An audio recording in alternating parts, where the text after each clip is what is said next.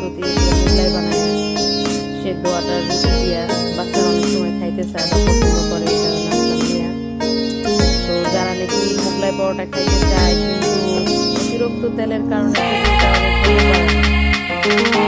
দেওয়া হয়, তেলের মধ্যে একটা পরোটা সিদ্ধ আটা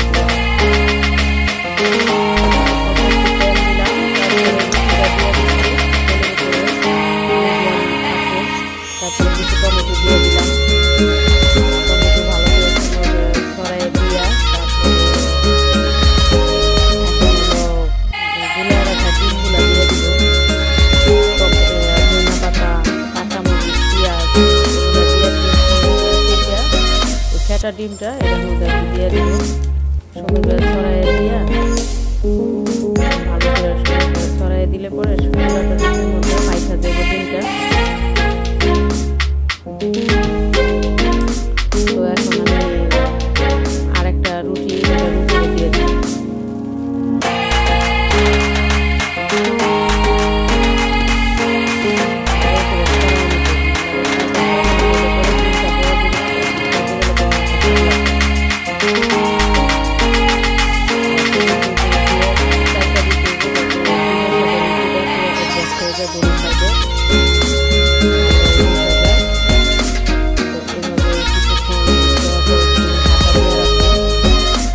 ভিতরে ডিমটা ভালোভাবে সিদ্ধ হয়ে যায়, ডিম, পেঁয়াজ, কাঁচামরিচ, ধনিয়া পাতা এগুলো যেন সিদ্ধ হয়ে যায়।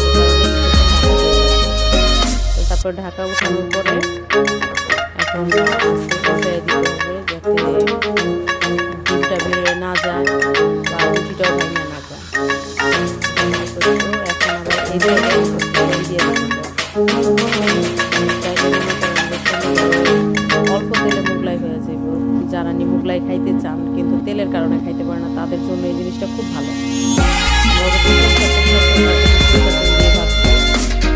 আমার কাছে এইটা অনেক ভালো লাগে, আমার অনেক সমস্যা আছে তার জন্য খেতে পারি না, এই কারণে এই জিনিসটা ট্রাই করে দেখছি, খেতে অনেক ভালো লাগে। আপনারা ট্রাই করে দেখুন।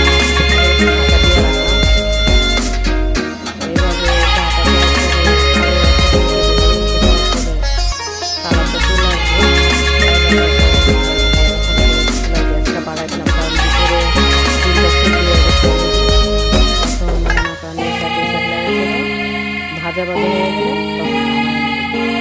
সুন্দর একটা কালার চলে আসছে।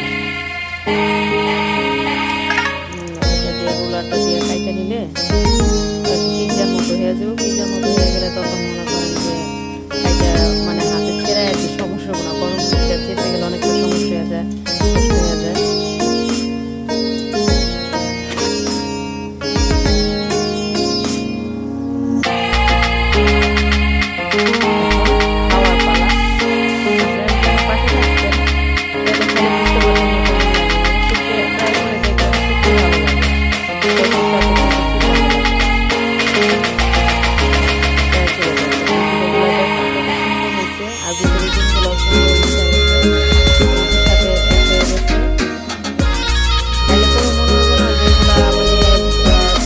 মোগলাই খেতে খাইলে পরে মোগলাই খেতে খাইয়া দেখবেন ভালো লাগবে, রেসিপিটা ট্রাই করে দেখবেন। বাচ্চাদের জন্য, বয়স্ক মানুষের জন্য, গ্যাসের সমস্যা যাদের আছে বিশেষ করে তাদের জন্য খুব ভালো, খুব উপকারী। আমার কাছে তো খুব ভালো লাগে। আসসালামু আলাইকুম, ভালো থাকবেন সবাই।